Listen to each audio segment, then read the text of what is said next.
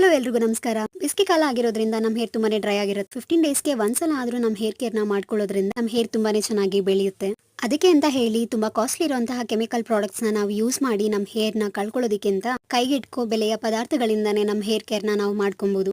ನೆಲ್ಲಿಕಾಯಿ, ನೊರೆಕಾಯಿ, ಮೆಹಂದಿ ಸೊಪ್ಪು, ದಾಸವಾಳದೆಲೆ ಇಷ್ಟನ್ನು ಕೂಡ ರಾತ್ರಿನೇ ನೆನೆಸಿಟ್ಟು ಬೆಳಿಗ್ಗೆ ಮೊಸರು ಹಾಗೇನೆ 2 ಸ್ಪೂನ್ ಕೊಬ್ಬರಿ ಎಣ್ಣೆನ ಹಾಕಿ ತಿಕ್ ಪೇಸ್ಟ್ ಮಾಡಿ ಹೇರ್ಗೆ ಕಂಪ್ಲೀಟ್ ಆಗಿ ಅಪ್ಲೈ ಮಾಡಿ. 3 to 4 ಅವರ್ಸ್ ಆದ್ಮೇಲೆ ಹೇರ್ನ ಬರೀ ನೀರಿಂದಾನೇ ವಾಶ್ ಮಾಡಿ. ಬರೀ ನೀರಿಂದ ವಾಶ್ ಮಾಡಿರೋಂಥ ರೀಸನ್ ನಮ್ಮ ಹೇರ್ ಅಲ್ಲಿ ಒಟ್ಟೊಟ್ಟು ಹಾಗೇನೆ ಡ್ರೈ ಅಂಡ್ ರಫ್ ಆಗಿ ಇರುತ್ತೆ.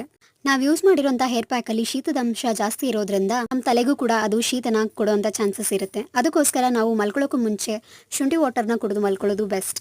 ಅದ್ರ ಮಾರನೇ ದಿನ ತಲೆ ಬುರುಡೆಯಿಂದ ಕೂದಲು ತುದಿ ತನಕನೂ ಕೂಡ ಕೊಬ್ಬರಿ ಎಣ್ಣೆನ ಕಂಪ್ಲೀಟ್ ಆಗಿ ಹಚ್ಚಿ ಹಾಗೆ ಒಂದಿನ ಬಿಡಿ. ಈ ತರ ಮಾಡೋದ್ರಿಂದ ಮಾಯ್ಶ್ಚರು ಹಾಗೇನೆ ಕಲರು ನಮ್ಮ ಹೇರ್ ಒಳಗಡೆ ಲಾಕ್ ಆಗುತ್ತೆ. ಅಂಡ್ ಬರೀ ನೀರಿಂದ ವಾಶ್ ಮಾಡೋದ್ರಿಂದ ಬುರುಡೆಗೂ ಕೂಡ ಹಾಗೇನೆ ಮೆಹಂದಿ ಅಂಟ್ಕೊಂಡಿರುತ್ತೆ. ಅದನ್ನು ಕೂಡ ನೀಟಾಗಿ ರಿಮೂವ್ ಮಾಡೋದಕ್ಕೆ ಇದು ಹೆಲ್ಪ್ ಮಾಡುತ್ತೆ. ಮತ್ತೆ ಮಾರನೇ ದಿನ ನೀವು ಶಾಂಪೂನ ಯೂಸ್ ಮಾಡಿ ನೀವು ಹೇರ್ ವಾಶ್ನ ಮಾಡ್ಕೊಬಹುದು.